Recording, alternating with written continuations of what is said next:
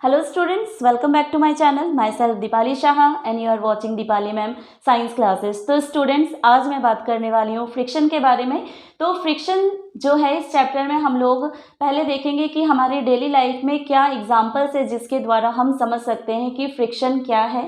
Then इसमें हम लोग बात करेंगे कि टाइप्स ऑफ फ्रिक्शंस क्या होते हैं, इसके एडवांटेज क्या हैं, इसके डिसएडवांटेजेस क्या हैं। साथ में हम इस बारे में भी बात करेंगे कि इसको हम लोग किस तरह से फ्रिक्शन को इंक्रीज कर सकते हैं या हम किस तरह से उसको डिक्रीज कर सकते हैं। राइट, तो सबसे पहले यहाँ पे हम कुछ एग्जांपल्स देख लेते हैं। कुछ एग्जांपल्स, जस्ट सपोज करो आप कि आप जैसे एक बॉल लेते हो, उस बॉल को अगर वो फर्श पे रखी हुई होती है, उस बॉल को अगर आप इस साइड से अगर फोर्स लगाते हो तो फोर्स लगाने की वजह से वो क्या होता है कि वो थोड़ी दूर जाके फिर थोड़ी दूर जाने के बाद ही वो रुक जाती है।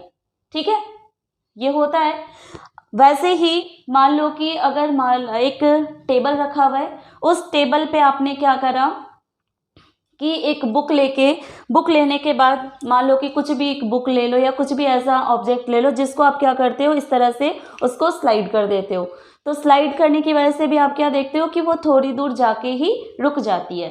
ठीक है, इसी तरह से आप एग्जाम्पल में देख सकते हो, जैसे एक मैच बॉक्स है। ठीक है, मैच बॉक्स से अगर आप उसकी तीली निकाल के अगर आप उसको रब करते हो तो उस रबिंग की वजह से क्या होता है, उसमें जो है वो तीली जो है वो जल जाती है ना।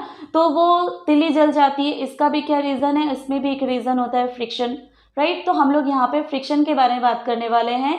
इसमें साथ में और एक एग्जांपल ये भी देख लो कि जैसे मान लो कि आप फर्श पे चलते चलते क्या होगा कि बनाना का पील अगर मान लो रास्ते पे गिरा हुआ है और आपका पैर अगर उस पर पड़ता है तो आप क्या होता है, स्लिप करके गिर जाते हो। ठीक है, तो यहाँ पे भी क्या होता है, यहाँ पे भी आपके गिरने का कारण क्या होता है, फ्रिक्शन होता है। ठीक है, बट फ्रिक्शन होता है यहाँ पे। अब आपको ये समझना है कि फ्रिक्शन हमारे लिए, हमारे वॉकिंग के लिए जो है वो फ्रिक्शन का ज़्यादा होना ज़रूरी है या फ्रिक्शन का कम होना ज़रूरी है। ठीक है, तो ये सभी बातें हम बाद में बात करेंगे। इसके पहले जो है हम ये देखेंगे कि जो हमारे न्यूटन जो थे, इसाक न्यूटन जो है, उन्होंने अपने लॉ में ये बताया था किसी भी एक ऑब्जेक्ट को मान लो कि अगर वो रेस्ट पे है तो अगर हमें उसे मोशन में लाना है, या अगर वो मोशन में है तो अगर हमें उसे अगर रेस्ट पे लाना होता है तो क्या होता है कि उसमें एक एक्सटर्नल फोर्स अप्लाई करना पड़ता है। या एक्सटर्नल फोर्स उस पर अप्लाई होता है तो उसके पोजीशन में चेंज होता है, मीन्स कि रेस्ट टू मोशन और मोशन टू रेस्ट। ठीक है, तो न्यूटन ने यही कहा था कि रेस्ट टू मोशन और मोशन टू रेस्ट, इन दोनों ही सिचुएशन में अगर हमें ऑब्जेक्ट को क्या करना है, रेस्ट से मोशन पे लाना है या मोशन से रेस्ट पे लाना है, तो दोनों में ही क्या करना पड़ता है, इसमें कोई अगर एक्सटर्नल फोर्स अप्लाई होगा, अप्लाई होगा तो इसमें ऑटोमेटिकली क्या होगा कि वो ऑब्जेक्ट जो है वो अपना पोजीशन में चेंज करेगा। ठीक है, अगर मान लो कि अगर कोई एक्सटर्नल फोर्स अप्लाई नहीं होता, जस्ट सपोज करो आप कि यहाँ पे ये एक फर्श है और इस पे ये एक बॉल है, आपने इस पे क्या करा, किक मारा, या मान लो कि आपने एक उस पे फोर्स लगाया, तो फोर्स लगाने की वजह से ये क्या हो गया कि आगे की ओर वो रोल करता हुआ आगे की ओर निकल गया, है ना। लेकिन थोड़ी देर बाद वो रुक जाती है। अब रुकने का भी रीज़न क्या है कि हाँ, क्योंकि यहाँ पे एक एक्सटर्नल फोर्स अप्लाई हुआ। अगर मान लो कि वो अगर एक्सटर्नल फोर्स यहाँ पे अप्लाई नहीं होता, एक्ट नहीं करता यहाँ पे, तो क्या होता है कि ये बॉल जो है वो आगे की ओर कंटिन्यूअसली क्या करता रहता, वो आगे की ओर मूव करता रहता, वो आगे की ओर निकल जाता, वो रुकती नहीं।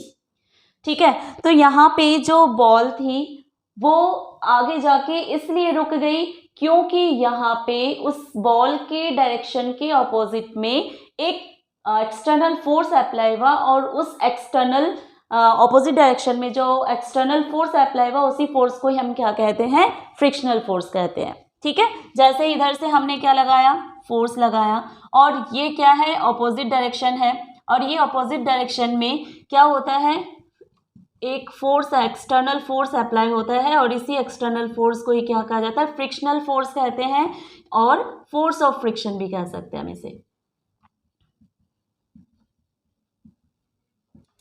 राइट। इसी को ही हम लोग फ्रिक्शनल फोर्स भी कहते हैं और इसे ही हम लोग फोर्स ऑफ फ्रिक्शन भी कह सकते हैं। ठीक है, तो न्यूटन ने ये चीज़ बताई थी, राइट। अब हम बात करेंगे, यहाँ पे कुछ और एग्जाम्पल्स भी देख सकते हैं। जैसे कि मैंने अभी आपको एक एग्जाम्पल बताया कि एक टेबल है, ठीक है, उस टेबल पे मान लो कि ये एक बुक रखी हुई है, ठीक है। इस बुक को क्या करा आपने, इधर से पुश करा, ठीक है।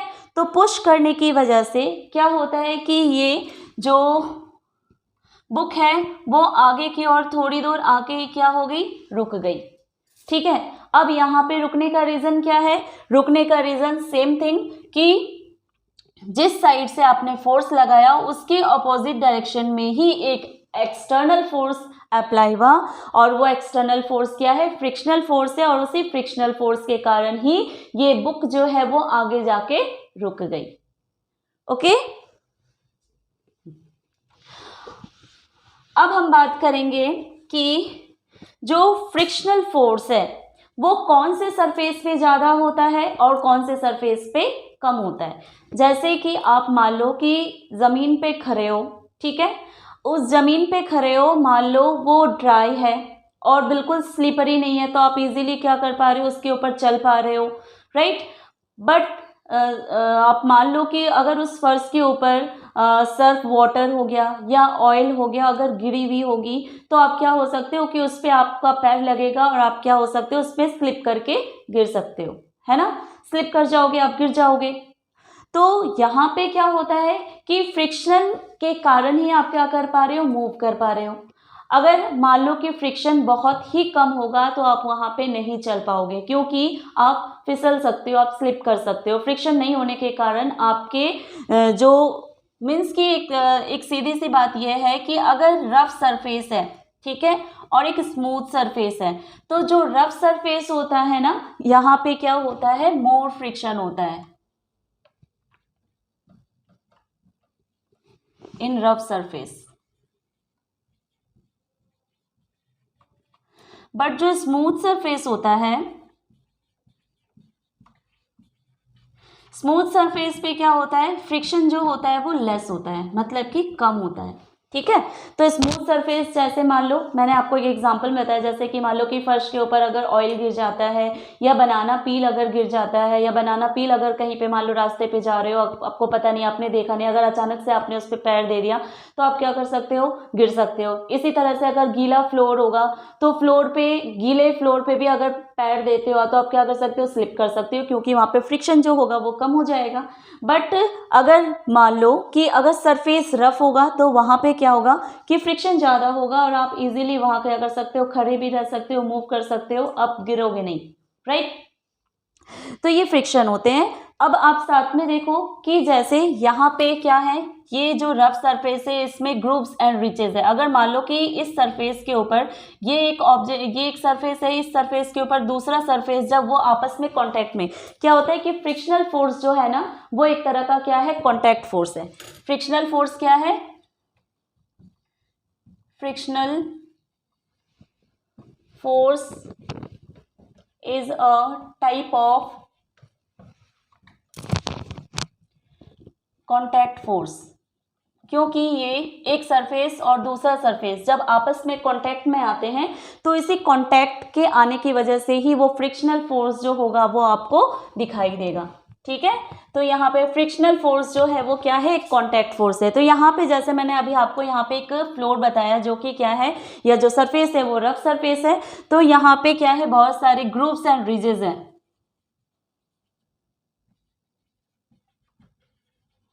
ठीक है। ये क्या है, बिल्कुल प्लेन नहीं है, इसमें बहुत सारे छोटे छोटे गड्ढे, उभार जो है, इसी को ही ग्रुप्स एंड रिजेस कहते हैं। इसी सरफेस के ऊपर जैसे मान लो कि दूसरा कोई ऑब्जेक्ट है जिसका सरफेस जो है वो भी क्या होगा, उसमें भी सरफेस जो होगा वो भी रफ होगा, जिसमें ग्रुप्स एंड रिजेस होंगे। जब ये आपस में कॉन्टैक्ट में आते हैं तो ये क्या हो जाते हैं, ये इंटरलॉक हो जाते हैं, ठीक है, दे आर गेट इंटरलॉक्ड।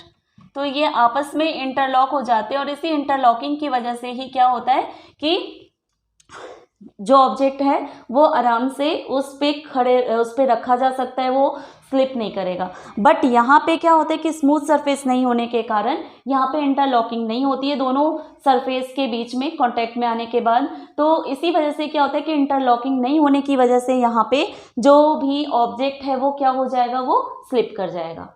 ठीक है, तो आई होप कि आपको समझ में आ गया कि फ्रिक्शन अगर ज़्यादा होता है तो क्या होता है और फ्रिक्शन अगर लेस होता है तो क्या होता है, और साथ में ही कौन से सरफेस पे फ्रिक्शन ज़्यादा होगा और कौन से सरफेस पे फ्रिक्शन कम होगा। ठीक है, अब कि ये जो फ्रिक्शनल फोर्स है इसको हम लोग कौन से डिवाइस से या कौन से इंस्ट्रूमेंट से हम लोग मेज़र कर सकते हैं। इसका भी क्या होता है, एक इंस्ट्रूमेंट होता है, एक तरह का इंस्ट्रूमेंट होता है जिस मेज़र करने के लिए जिसको कहा जाता है स्प्रिंग बैलेंस। क्या कहते हैं इसे, हम स्प्रिंग बैलेंस कहते हैं, spring balance. To measure the force of friction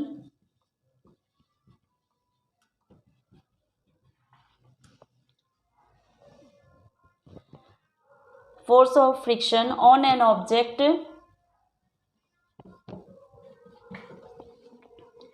we use a device। ठीक है, तो किसी भी मतलब कि ऑब्जेक्ट में कितना फोर्स ऑफ फ्रिक्शन जो है वो अप्लाई हो रहा है उस चीज़ को मेज़र करने के लिए हम एक डिवाइस को यूज़ करते हैं, और उसी डिवाइस को ही क्या कहा जाता है, स्प्रिंग बैलेंस कहा जाता है। राइट, तो ये स्प्रिंग बैलेंस पहले देखो कि इसका स्ट्रक्चर जो है वो कैसा होता है।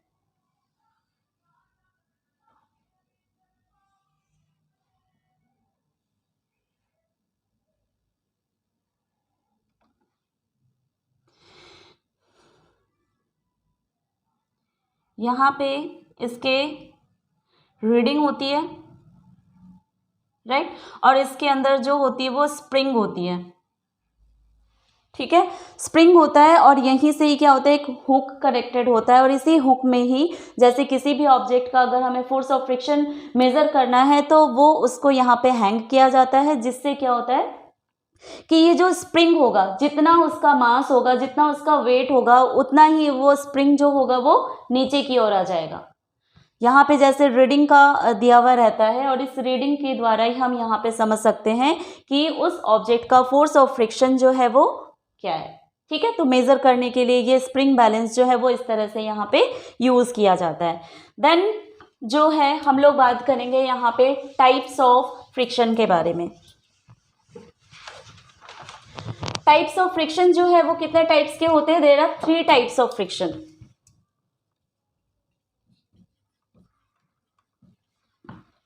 थ्री टाइप्स ऑफ फ्रिक्शन क्या क्या होते हैं। फर्स्ट होता है static friction,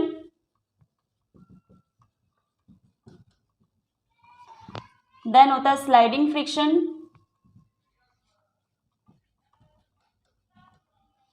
then rolling friction. तो there are 3 types of frictions, static, sliding and rolling friction. ठीक है, तो स्टैटिक फ्रिक्शन क्या होता है। स्टैटिक फ्रिक्शन जैसे कि मान लो आप सपोज करो कि कोई एक बहुत ही भारी सामान है, उसको आप क्या कर रहे हो, उसको पुश कर रहे हो। ठीक है, बट जब आपने स्टार्ट करा पुश करना, उस टाइम पे क्या हुआ कि वो ऑब्जेक्ट जो है, वो सामान जो है वो वहाँ से हिला नहीं। ठीक है, क्यों नहीं हिला, क्योंकि उसका मास ज़्यादा होने के कारण क्या होगा कि उसका मास ज़्यादा होने के कारण वो ऑब्जेक्ट जो है वो आप यहाँ से पुश कर रहे हो बट वो हिल नहीं रहा है वहाँ से वो। तो यहाँ पे क्या होता है कि फ्रिक्शनल फोर्स जो होता है, जितना आप यहाँ पे जैसे आपने जब स्टार्ट करा उस टाइम पे फोर्स जो है वो कम लगा, और उस फोर्स कम लगने के कारण यहाँ पे फ्रिक्शनल फोर्स जो होता है वो ज़्यादा होने के कारण क्या होगा कि वो ऑब्जेक्ट जो है वो यहाँ से मूव नहीं करेगा। बट जैसे ही आप इस पे क्या करते हो और थोड़ा ज़्यादा फोर्स लगाते हो, तो फोर्स लगाने की वजह से क्या होता है कि ये ऑब्जेक्ट जो है वो धीरे धीरे क्या होता है, वो आगे की ओर मूव करने लगता है। ठीक है, वो ऑब्जेक्ट क्या होगा, वो ऑब्जेक्ट जो होगा वो आगे की ओर मूव करने लगेगा। तो यहाँ पे क्या होता है, क्या कहा मैंने भी कि जो स्टैटिक फ्रिक्शन है ये क्या एक सेल्फ एडजस्टिंग फ्रिक्शन होता है, या सेल्फ एडजस्टिंग फोर्स होता है, सेल्फ एडजस्टिंग फोर्स होता है। ठीक है, ये क्या है, एक सेल्फ एडजस्टिंग फोर्स होता है। तो जब आपने यहाँ पे पुश करा तो उस टाइम पे जब ये ऑब्जेक्ट हिला नहीं, तो उस टाइम पे यहाँ पे क्या था, स्टैटिक फोर्स, फ्रिक्शन जो था वो उसकी वजह से वो हिला नहीं। बट जब वो थोड़ा सा मूव करने लगा तो वो मूवमेंट जो है वो कौन से फ्रिक्शन के कारण भी, वो स्लाइडिंग फ्रिक्शन के कारण भी। ठीक है, आपको यहाँ पे एक, जैसे मैं आपको बताती हूँ एक ग्राफ के द्वारा। ठीक है, ये मान लो कि फ्रिक्शन फोर्स क्या है और इधर से क्या हुआ, आपने जो फोर्स लगाया वो इधर से स्टैटिक फ्रिक्शन का इस साइड से। जैसे कि आप यहाँ पे जब ऑब्जेक्ट को जब पुश कर रहे हो तो ये स्टैटिक फ्रिक्शन जो है वो इंक्रीज हो जाता है, और इंक्रीज होने के साथ ही क्या होगा कि जब ये मूव करना स्टार्ट करता है तो मूविंग स्टार्ट करने के साथ ही क्या होता है, वो एक यूनिफॉर्मली जो होगा वो आगे की ओर जो होगा वो बढ़ने लगेगा, और यूनिफॉर्मली जो वो आगे की ओर बढ़ेगा उसी को हम क्या कहेंगे, काइनेटिक फ्रिक्शन और स्लाइडिंग फ्रिक्शन भी कहेंगे। ठीक है, तो यहाँ पे यहाँ तक आपने जो देखा ये क्या है, स्टैटिक फ्रिक्शन है। ओके, यहाँ तक। बट जो यहाँ से ये मूव करना स्टार्ट कर देती है, यहाँ पे क्या है, काइनेटिक फ्रिक्शन और स्लाइडिंग फ्रिक्शन। इसी के कारण जो है वो ऑब्जेक्ट जो है वो आगे की ओर मूव करने लगती है, उसमें मोशन आ जाता है। ठीक है, तो ये स्टैटिक फ्रिक्शन हो गया जिसको हम लोग सेल्फ एडजस्टिंग फोर्स भी कहते हैं। नेक्स्ट जो है वो स्लाइडिंग फ्रिक्शन। स्लाइडिंग फ्रिक्शन में हम दूसरा एग्जांपल भी ये भी ले सकते हैं, जैसे कि मान लो ये यहाँ पे ये एक बुक है, अज्यूम करो यहाँ पे एक बुक है, और इस बुक को जब आपने इधर से पुश करा तो उस पुशिंग की वजह से क्या होता है कि वो आगे की ओर थोड़ी दूर आगे जाके वो रुक जाती है। तो यहाँ पे भी जो एक ऑब्जेक्ट जो थोड़ी दूर आके रुक गई, और वो ऑब्जेक्ट जो है वो किसकी वजह से आगे आई, स्लाइडिंग फ्रिक्शन के कारण ही आके जाके क्या हो जाती है, वो रुक जाती है। ठीक है, तो ये स्लाइडिंग फ्रिक्शन हो जाता है। इसके साथ ही नेक्स्ट जो है वो है रोलिंग फ्रिक्शन। रोलिंग फ्रिक्शन का हम लोग एग्जांपल ले सकते हैं, जैसे कि व्हील्स होते हैं। ठीक है, जो बसेस, कार, इसमें जो व्हील्स लगे होते हैं वो क्या होता है, रोल करके वो आगे की ओर जो है वो मूव कर रही होती है, और उसमें फ्रिक्शन के कारण अगर मान लो कि जो व्हील है उस व्हील में भी क्या होता है, इसमें भी ग्रुप्स और रिजेस होते हैं। अगर मान लो ये नहीं होता तो इसकी वजह से क्या होता है, वो आगे की ओर रोल करता रहता है, इसमें फ्रिक्शन प्रोड्यूस नहीं होता, और फ्रिक्शन जो होता है वो उसमें कम हो जाता है। बट इसमें क्या होता है कि यहाँ पे ग्रुप्स और रिजेस बना दिए जाते हैं, जिसकी वजह से जो व्हील होगा वो बहुत जल्दी वो मतलब कि आगे की ओर मूव नहीं करेगा, वो एक यूनिफॉर्मली जो होगा, जिस तरह से वो जो ड्राइवर होगा उसको मूव कराने की कोशिश कर रहा होगा उसी तरह से वो मूव करेगा। इसी तरह से हम दूसरा एग्जांपल ले सकते हैं, जैसे कि लगेजेस होते हैं, उस लगेज में भी क्या होता है, यहाँ पे व्हील्स लगे हुए होते हैं, है ना, इसमें व्हील्स लगे हुए होते हैं, और इस व्हील्स के कारण ही जैसे यहाँ पे इस हैंडल को लेके जो भी पर्सन है वो उसको आगे की ओर लेके खींचता है पीछे से, तो क्या होता है कि ये व्हील्स जो होते हैं उसको फ्रिक्शन को कम करता है, और उस फ्रिक्शन को कम करने की वजह से वो क्या होता है, वो उसको इजीली जो है वो खींच सकते हैं। जैसे ही अगर हैवी लोड भी होगा तो इसमें व्हील्स के कारण उसका जो फ्रिक्शन होता है, वो फ्रिक्शन जो होता है वो कम हो जाता है, और ये फ्रिक्शन जो हो रहा है वो किसकी वजह से हो रहा है, रोलिंग की वजह से, जिस कारण से इसको क्या कहते हैं, हम रोलिंग फ्रिक्शन कहते हैं। यहाँ पे भी जितने भी फ्रिक्शन होंगे उसमें टू ऑब्जेक्ट्स जो होते हैं वो आपस में कॉन्टैक्ट में होते हैं, चाहे वो स्टैटिक फ्रिक्शन हो, चाहे वो स्लाइडिंग फ्रिक्शन हो, चाहे वो रोलिंग फ्रिक्शन हो। ठीक है, तो यहाँ पे भी जैसे मान लो कि ये एक फ्लोर है, ठीक है, ये एक सरफेस है या फ्लोर है, यहाँ पे भी आप क्या देख रहे हो कि ये लगेज का जो व्हील है वो भी क्या है, इस फर्श के कांटेक्ट में है। ठीक है, तो यहाँ पे जो रोलिंग हो रहा है दोनों ऑब्जेक्ट का आपस में नहीं हो रहा है, यहाँ पे एक ऑब्जेक्ट जो है, जो एक सरफेस है, दूसरे वाला ऑब्जेक्ट जो है वो क्या कर रहा है, उसमें रोलिंग हो रही है, तो इसी को हम लोग क्या कहेंगे, रोलिंग फ्रिक्शन कहेंगे। नेक्स्ट हम लोग बात करेंगे यहाँ पे फ्रिक्शन इन डेली लाइफ। डेली लाइफ में भी हमारे फ्रिक्शन के बहुत इस तरह एडवांटेजेस होते हैं और डिसएडवांटेज होते हैं। तो सबसे पहले हम लोग बात करेंगे यहाँ पे एडवांटेज के बारे में। Advantages of friction. Advantages of friction क्या है, जैसे कि मान लो जो कार्स है, बसेस है, उसके व्हील्स जो हैं उसमें भी क्या होता है, उसमें ग्रुप्स बनाए हुए होते हैं। ठीक है, उसमें क्या होते हैं, ग्रुप्स बनाए हुए होते हैं, रिजेस बनाए हुए होते हैं, जिसकी वजह से क्या होता है कि वो फ्रिक्शन को कम फ्रिक्शन को कम करता है और उसकी वजह से वो क्या होता है, गाड़ी जो है वो इजीली मूव करती है, वो उसमें एक्सीडेंट नहीं होता है। इफ़ ये अगर मान लो कि ये पूरे अगर ख़त्म हो जाते हैं तो वो बिल्कुल प्लेन हो जाता है, स्मूथ हो जाता है, तो इसकी वजह से जब उस पर ब्रेक भी लगाया जाता है ना, तो वो ब्रेक भी ठीक से वर्क नहीं करता है। तो उसमें ऐसा क्यों होता है, क्योंकि वहाँ पे फ्रिक्शन जो होता है बहुत ही कम हो जाता है। दैट्स वाई ऐसे सिचुएशन में क्या होता है कि एक्सीडेंट्स जो है वो भी बहुत मतलब कि पॉसिबिलिटीज़ होती है। साथ ही जैसे जो एथलीट्स होते हैं या मान लो जो स्पोर्ट्समैन होते हैं, वो भी क्या करते हैं, उनके शूज़ में भी जो होते हैं उनका सोल जो होता है उसमें भी, सोल जो होगा वो शूज़ का, इसमें क्या होते हैं कि रिजेस बने हुए होते हैं, इसमें ग्रूव्स बने हुए होते हैं। इससे क्या होगा कि ये फ्रिक्शन को जब वो दौड़ता है तो दौड़ने से क्या होता है कि वो जब वो फर्श पे मतलब कि जब फ्लोर पे वो ज़मीन पे पैर दे के जब वो दौड़ रहे होते हैं तो उसमें क्या होता है, वो इंटरलॉक होता है और वो आपके फिसलने से वो मतलब कि ये इंसिडेंट होने से, एक्सीडेंट होने से वो बच जाते हैं। तो ये जो है वो फ्लोर में और ये जो शूज़ के सोल होते हैं वो भी आपस में इंटरलॉक हो जाते हैं।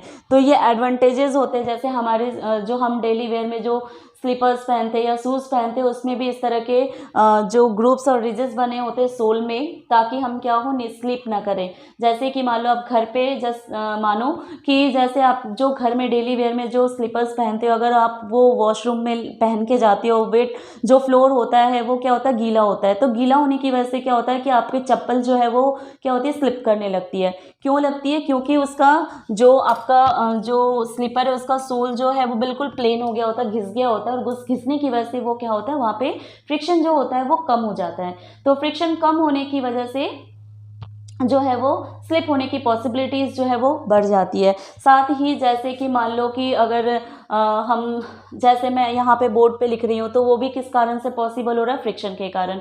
अगर मान लो यहाँ पे फ्रिक्शन नहीं होता तो मैं यहाँ पे लिख नहीं पाती, बिल्कुल प्लेन, कुछ दिखाई नहीं देता, लिख ही नहीं पाती, ये स्लिप कर जाता। इसी तरह से आपके स्कूल में जैसे ब्लैक बोर्ड पे टीचर्स लिखती है चौक से, तो वो चौक से जो लिखती है वहाँ पे भी किसके कारण ये पॉसिबल है, ये भी पॉसिबल है फ्रिक्शन के कारण।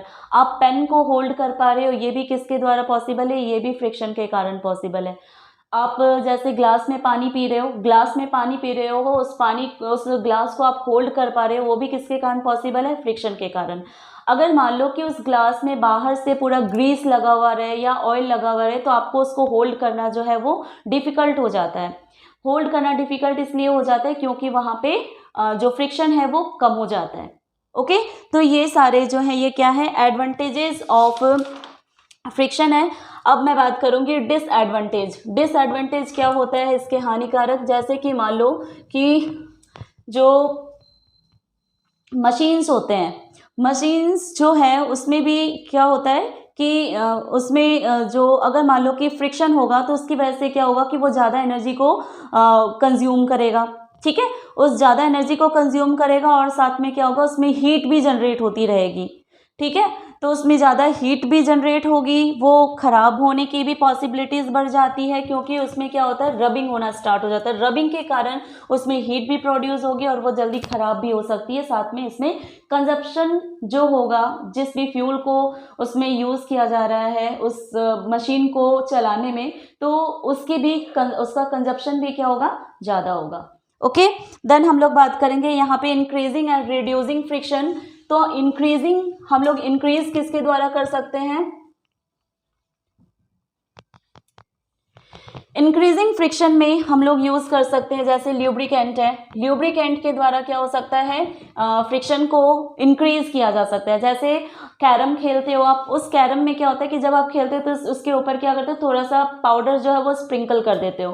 तो पाउडर स्प्रिंकल करने से क्या होता है कि उसका फ्लोर जो होता है वो बिल्कुल स्मूथ हो जाता है, और उसे स्मूथनेस के कारण जो होती है उसमें जो भी गोटियां होती है वो क्या होती है, इजीली जो है वो आप जब स्ट्राइकर से मारते हो तो वो इजीली स्ट्राइक हो जाती है ना। तो वो ल्यूब्रिकेंट के कारण होता है। इसी तरह से जैसे मशीन्स होते हैं उसमें भी ल्यूब्रिकेंट्स ऑयल यूज़ की जाती है, ताकि वो जो है वो इजीली मूव कर सके, वो उसमें हीट जनरेट ना हो ज़्यादा। साथ ही बॉल बेयरिंग्स जैसे मान लो कि व्हील्स में भी यूज़ होते हैं। ओके, साथ में फिर फैन का जो भी कॉइल होता है उसमें भी क्या होता है, बॉल बेयरिंग्स जो है वो यूज़ किए जाते हैं। फिर इस तरह से बहुत सारे ऐसे मशीन्स भी होते हैं जिसमें बॉल बेयरिंग जो है वो यूज़ किया जाता है ताकि उसमें फ्रिक्शन को क्या कर सॉरी रिड्यूस किया, इंक्रीजिंग नहीं, यहाँ पे सॉरी रिड्यूसिंग आ जाएगा यहाँ पे।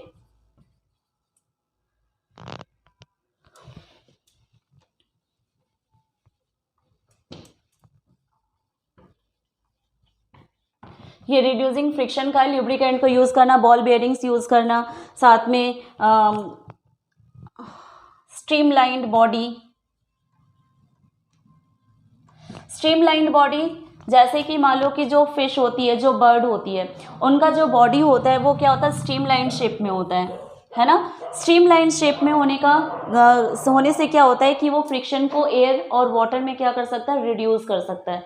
यही रीज़न होता है कि जैसे कि मतलब कि जो रेसिंग कार होते हैं या बोट हो गया या एरोप्लेन हो गया, उनका भी शेप जो होता है वो इसी स्ट्रीमलाइन शेप में ही दिया जाता है ताकि वाटर में जो चलने वाला है या जो एयर में चलने वाले जो होते हैं उसका फ्रिक्शन जो है वो क्या किया जा सके, रिड्यूस किया जा सके, उसके फ्रिक्शन को कम किया जा सके।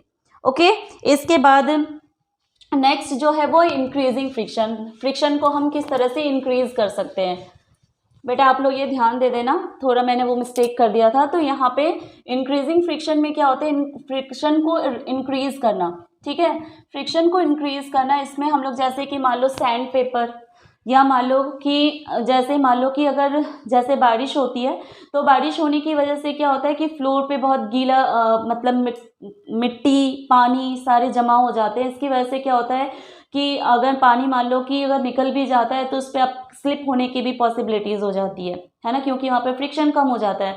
अगर वहाँ मान लो कि पत्थर डाल दिए जाते हैं, ठीक है, तो उससे क्या होता है कि पत्थर डालने की वजह से वहाँ पे जो होगा फ्रिक्शन जो होगा वो रिड्यूस किया जा सकता है।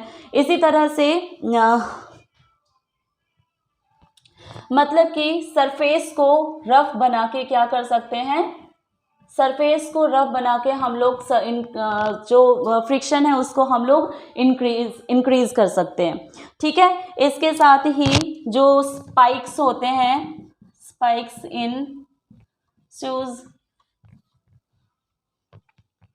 Soul of shoes,